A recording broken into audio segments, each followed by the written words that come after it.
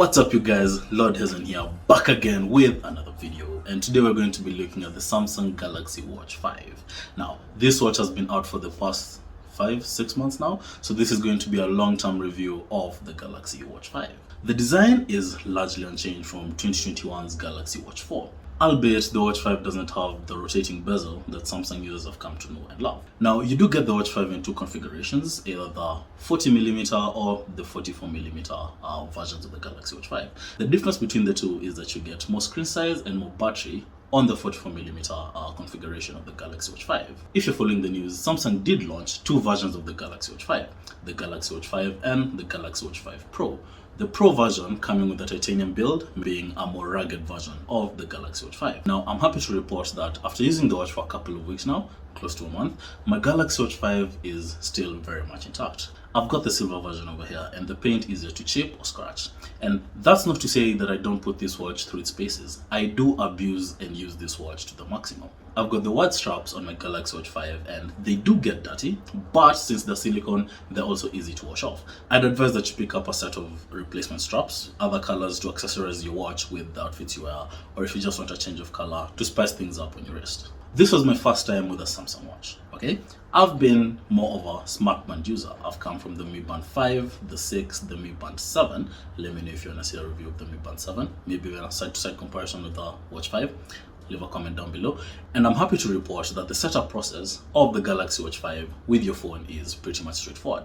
It's even easier if you've got a Samsung phone. Apart from setting up the watch, you'll need the Samsung wearable app to change watch faces and interact with other settings on your watch if you do not intend to use the watch itself to change settings on the go. And you'll also need it to update your phone's software. And that's a segue to the connectivity aspects of the Galaxy Watch 5. You can pick up the Galaxy Watch 5 in either the Wi-Fi version or the cellular version. Now, connecting the watch to a Wi-Fi network is pretty straightforward, just as you would your normal phone. But something that stood out to me is, if my watch is paired to my phone and my phone is paired to a Wi-Fi network that I've not yet paired my watch to, my watch will automatically connect to that Wi-Fi connection through my phone. Something to keep in mind, you cannot sync your health monitoring stats like the heart rate or stress levels or your SpO2 levels to your phone through Wi-Fi. That has to happen through Bluetooth, and that has to happen through the Samsung Help app. On matters hardware, the Samsung Galaxy Watch 5 comes equipped with an Exynos chip, 1.5 gigs of RAM and 16 gigabytes of internal storage. Now, I do have my reservation on that specific selection of hardware because the Exynos chip being used in the Galaxy Watch 5 is the same chip used in the Galaxy Watch 4. I get it that it wasn't broken, so Samsung didn't find a need to fix it, but as we'll talk about later on in the video, it might not really justify upgrading from the Watch 4 to the Watch 5. The Watch 5 could do with some memory optimization to manage that 1.5 gigs of RAM. I get it, it's not going to be doing powerful computation like, a smartphone would, that will need, say, 12 gigabytes of RAM, because every now and then, especially if you've got a lot of recent apps running in the background, the watch might start to stutter. 16 gigabytes of RAM is enough for the average human being, if and only if you're not going to be downloading any big offline playlists of Spotify onto your watch. You are allowed to remap the two buttons on the Samsung Galaxy Watch 5. You can remap a single tap or a triple tap to open a couple of apps. By default, the red accented button functions as a home button, and the other button by default functions as the back button.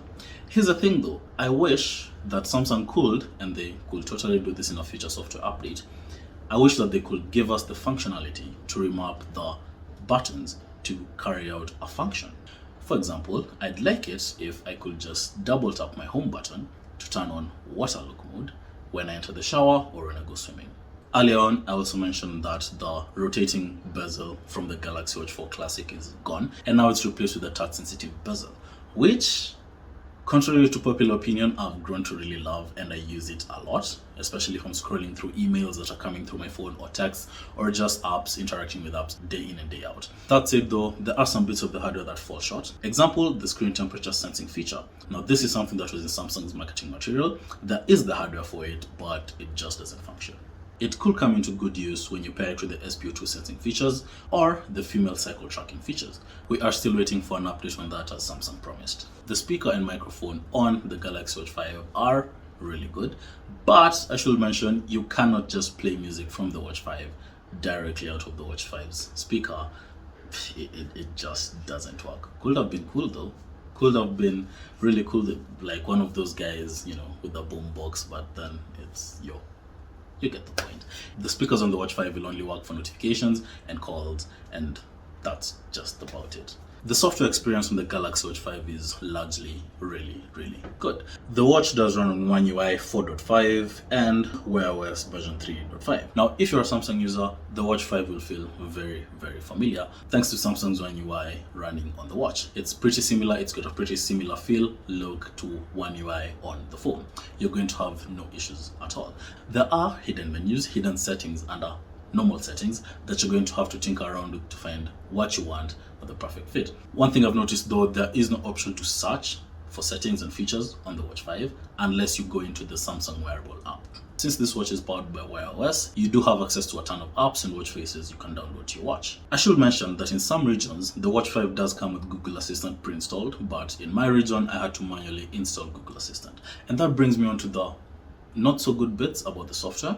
Example, there are some features on the Galaxy Watch 5 that are not available in my region, which doesn't make sense because if I'm spending this much on a smartwatch, I shouldn't be capped at what I can do with the watch just because I'm in a different region. And it's shameful that Samsung is actually doing that. Furthermore, some apps and features just straight up don't work unless you have a Samsung phone. Again, that shouldn't be happening if you're spending that much money on a smartwatch. Some features don't work unless the watch is paired to your phone. Example, the snoring detection feature on your phone. It will only work when your watch is paired to your phone via Bluetooth and your phone is charging. Why can't that feature just work from the phone, and in the morning when I wake up and Bluetooth goes on my phone, everything just syncs to my phone? It doesn't make sense. There are other cool features like using your watch as a viewfinder, there's Google Assistant, the compass and location features are also spot on, and you can choose which notifications can be synced to your watch. There are some special features on the watch as well. To mention a few, I really love the water lock mode. Water lock deactivates the screen and prevents any accidental touches if your watch gets wet. I've been asking for this feature for the longest time ever, especially since I go swimming a lot and I shower a lot with my phone.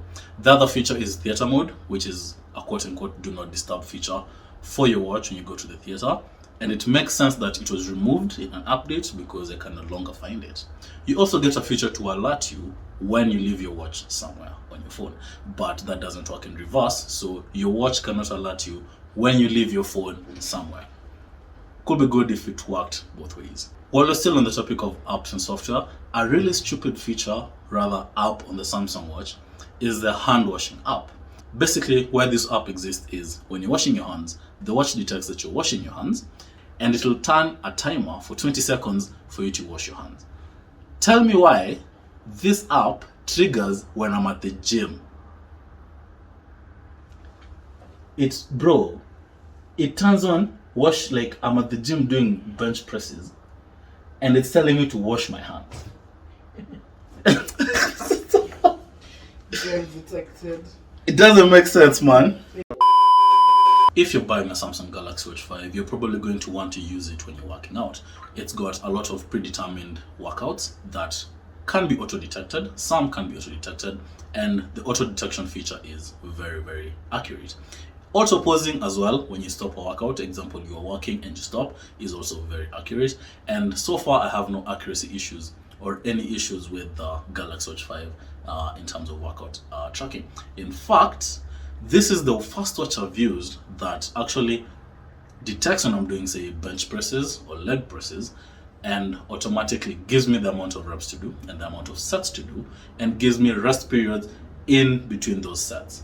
To top that off, the stats of your workout are very nicely represented in the Samsung Health app. I also love how the Watch 5 handles sleep tracking. How for the first week, after you take it out of the box and set it up, you'll need 5 weekdays for the watch to learn how you sleep, your sleeping patterns, and 2 weekend days for the watch to learn how you sleep on the weekends. And with that data, it's going to help tailor methods and a whole learning scheme, quote unquote, to help you start sleeping better every day when you go to bed. As I mentioned earlier on, I've got the 44mm version of the Galaxy Watch 5. And the whole reason of me getting the 44mm and not the 40mm was for extra battery life, which I don't feel like I'm getting on the Galaxy Watch 5. In fact, for me to make it through a whole day of how I use a watch regularly, I find myself having to top up my battery close to the end of the day if I intend on wearing it when I go to sleep, or I find myself having to do a lot of battery management to just get by with the watch through a full day of usage. That includes turning off Bluetooth, turning off Wi-Fi, dialing down the health monitoring stats that I've got turned on for every moment. I have to dial that down to say once every 30 minutes or once every 10 minutes just to get the battery to survive. There are power saving features, but if I turn on power saving, I lose features like always on display, which I find to be very, very crucial in my day-to-day life. There is the time only feature, which apparently, I'm yet to fully test this out. The time only feature will give you up to 40 days of battery on the Galaxy Watch 5. That said though, charging the watch is pretty straightforward. It doesn't take that long to go from 0 to 100%, so I find myself topping up to like 70% when I go to bed to get the sleep tracking features, and then topping it back to 100% in the morning when I wake up. It doesn't take too long to charge. The Samsung Galaxy Watch 5 is arguably the best Android smartwatch you can get for the features and the money. From workout tracking to the apps and the software experience and the hardware to match, down to Samsung promising 4 years of software updates for the Watch 5, it's hard to find fault with the Watch 5 compared to the competition. Yes, the battery life could use some optimization, but you can't argue that turning off always on display, dialing down the rate at which health stats are monitored, and how fast the watch charges could help prolong battery life. That said, let me know down in the comments below what your thoughts on the Galaxy Watch 5 are. Hit that like button and share this video with your friends. Subscribe and turn on notifications if you haven't yet. And let me see you in the next one. Peace.